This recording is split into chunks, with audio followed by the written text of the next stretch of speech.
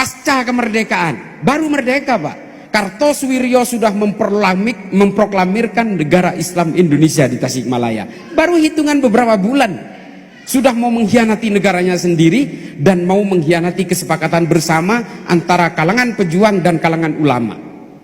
Baru merdeka. Kemudian kelompok Wahabi pernah mengkhianati negara ini banyak. Dari tahun 2000 sampai 2009 berbagai ledakan bom yang terjadi di Indonesia ini semua pelakunya 100%, 2000% orang Wahabi semua.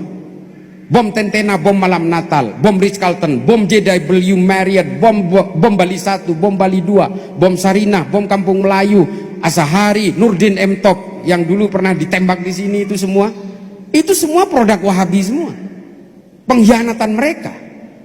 NU zaman Pak Harto, kita itu betul-betul diinjak, diawasi, diintimidasi supaya tidak berkembang.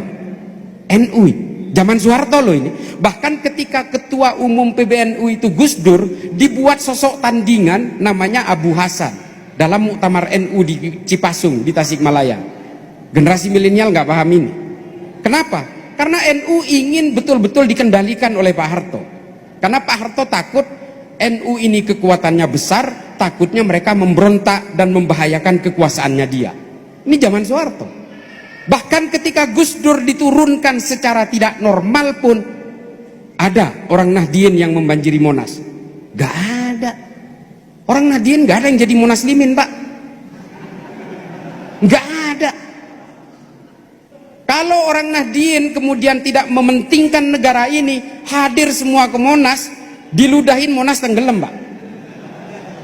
Itu loh. Tapi kata Gus Dur apa? Tidak ada jabatan yang bisa dibela, yang harus dibela mati-matian, karena keutuhan negara ini jauh lebih penting. Ini Allah yarham Gus Dur. Nah, NU itu begini Pak, modelnya begitu. Makanya penting sekali buat negara ini, sehingga apa? Semua elemen ideologi yang masuk ke Indonesia itu ingin menghancurkan NU. Karena apa? Mereka ingin menumbangkan Pancasila. Kalau dua pilar utama ini habis tumbang, selesai, mereka akan dengan mudahnya menguasai negara ini. Saya sering cerita di YouTube, paling terakhir. Saya itu adalah salah satu tim penasehat pemerintahan Somalia. Somalia ini bingung Pak. Satu negara, Bapak Ibu sekalian, Somalia ini adalah negara di Afrika bagian timur yang dekat dengan Afrika Selatan. Saya sudah pernah ke sana 3 kali. Apa yang membuat mereka keheranan? Bukan keheranan sebenarnya, mereka putus asa. Satu negara ini isinya Wahabi Salafi Pak. Dulu isinya itu kelompok-kelompok Torikoh. Kemudian diusir, kelompok Torikoh ini kemudian kabur ke Mozambik, ke Tanzania, ke Somaliland, karena diusir oleh kelompok Wahabi ini. Satu negara ini, mereka sepakat sama-sama mengharamkan semuanya. Sama ya Wahabi gimana sih? Mengharamkan maulid, mengharamkan ini, mengharamkan itu. Tapi apa Pak? Perangnya nggak selesai-selesai. Setengahnya dikuasai pemberontak, setengahnya dikuasai oleh pemerintah Somalia. Pemberontak ini namanya Al-Shabaab. Mereka kebingungan sampai akhirnya mengimpor penasehat dari Indonesia. Saya itu. Tapi saya tidak bisa berbuat banyak. Sampai hari ini pun setiap konferensi dengan pemerintah sana, termasuk dengan presidennya, saya bilang saya tidak bisa memberikan nasihat apapun. Nasihat saya pada akhirnya normatif, sama seperti nasihatnya dari Daniel Kohler, teman saya dari Jerman. Sama Pak, Elena Groening, teman saya juga dari Skandinavia. Sama semua, normatif sekali. Cuma usul saya satu, kalau mau selesai di situ, ya kalian harus membuat Pancasila. Dia bilang nggak sanggup. Ya sudah, terima nasibmu. Dan sampai hari ini masih saling bom Pak. Masih saling bom. Bahkan di dalam Al-Shabaab itu tercipta banyak faksi yang juga saling bom satu sama lain, sesama pemberontak. Nah ini loh. Lalu kemudian kalau kami nggak sanggup membuat Pancasila, lalu kami harus seperti apa? Saya bilang, you have to make Nahdlatul Ulama. Nah, beneran ini, beneran. Saya katakan, kamu harus membuat Nahdlatul Ulama. Tapi satu, ya kalian harus ziarah kubur. Oh nggak bisa katanya. Oh ya sudah, terima nasibmu. Kalian harus maulidan, ya nggak bisa. Nah, Bapak Ibu sekalian, ini semua adalah gambaran-gambaran peta kita. hari ini bahwa yang kita hadapi ini sebenarnya bukan manusia-manusia, tapi yang kita hadapi ini adalah berbagai ideologi yang kemudian menggunakan manusia sebagai alatnya. Kalau kita mau sadar sedikit, 3 ideologi utama yang saya sebutkan tadi, ini sebenarnya adalah bagian dari berbagai operasi-operasi intelijen barat yang tetap ingin berusaha menguasai dunia ini, yang disebut dengan the shifting power global game strategy. Kalau kita perhatikan, kantornya Ikhwanul Muslimin yang saya ceritakan tadi di mana? Di Inggris, Pak. Di London. Kantor pusatnya Hizbut Tahrir di mana? Di London, Pak.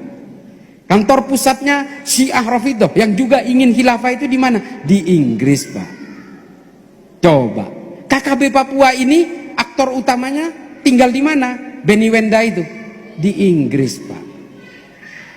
Lalu persenjataan ke KKB Papua masuk lewat mana? Papua Nugini, bekas jajahan Inggris, Pak, yang disebut dengan Commonwealth Countries, negara persemakmuran. Yang sering membela KKB Papua di PBB siapa? Vanuatu, Pak. Vanuatu ini siapa? Negara bekas jajahan Inggris, Pak. Wahabi Salafi ini diekspor oleh siapa? Oleh Saudi Arabia, Pak. Siapa Saudi ini? Bekas jajahan Inggris juga, Pak. Commonwealth Countries juga. Veronica Koman yang sering menyerang Indonesia atas KKB Papua ini siapa? Dilindungi oleh siapa? Oleh Australia, Pak. Australia ini siapa? Negara persemakmuran Inggris, Pak. Coba. Mosok kita nggak mikir gitu loh, bahwa kita ini sebenarnya dijadikan boneka-boneka, dibenturin satu sama lain demi kepentingan-kepentingan elit global. Mikir seharusnya Hizbut Tahrir tuh. Kantor pusatnya di London, pendananya juga dari Eropa. Dan mereka mengacak-acak kita semua lalu mengatakan bahwa khilafah ini ciptaan Allah, warisan Nabi Muhammad, maka kalian harus percaya. Ganti itu Pancasila. Coba. Inggris semua, Barat semua, termasuk Amerika yang menggulirkan Wahabisme kemana-mana. Ini loh, masa kita nggak mikir sih? Yang nyiptakan ISIS itu fabrikasinya siapa? Barat juga. Al-Qaeda diciptakan oleh siapa? Amerika juga. Karena apa, Pak? Kelemahan kita itu politik. Itu loh. Nah, kemudian dari sini kita seharusnya sadar bahwa kita ini adalah political toys. Boneka-boneka politiknya Barat. Lalu apakah kemudian, terakhir sekali, apakah orang Islam tidak boleh berpolitik? Wajib. Harus. Ini Kiai Ali mewakili orang Karangploso dan Malang secara umum, mewakili kepentingan-kepentingan orang Malang di Jakarta. Harus, Pak, wajib. Kata Imam Ghazali dalam Ihya bahwa politik dan Islam itu seperti saudara kembar. Harus, Pak, berpolitik. Kalau enggak, siapa yang mewakili kita? Wajib. Nah, ini harus. Tapi jangan kemudian kita mau diobok-obok, dipecah belah oleh kepentingan-kepentingan global atas nama politik. Nah, ini yang tidak boleh, Pak. Kesian umat kita. Saya kira begitu dulu, nanti ada tanya jawab. Terima kasih, mudah-mudahan ini bisa bermanfaat. Ibu-ibu, tolong tadi yang bagian pertama saya itu, mari didik anak-anak kita, cucu-cucu kita, adik-adik kita untuk menjadi ahli fikih perempuan supaya berdaya secara gender, gitu ya. Kepada bapak-bapak, karena saya tadi mengatakan soal poligami, ya jangan tersinggung lah. Ini kan untuk bisa memberikan pencerahan kepada kalangan ibu-ibu. Terima kasih. Akhiran, ihdinas siratal mustaqim, wallahul muwaffiq ila aqwamit thoriq. Wassalamualaikum warahmatullahi taala wabarakatuh.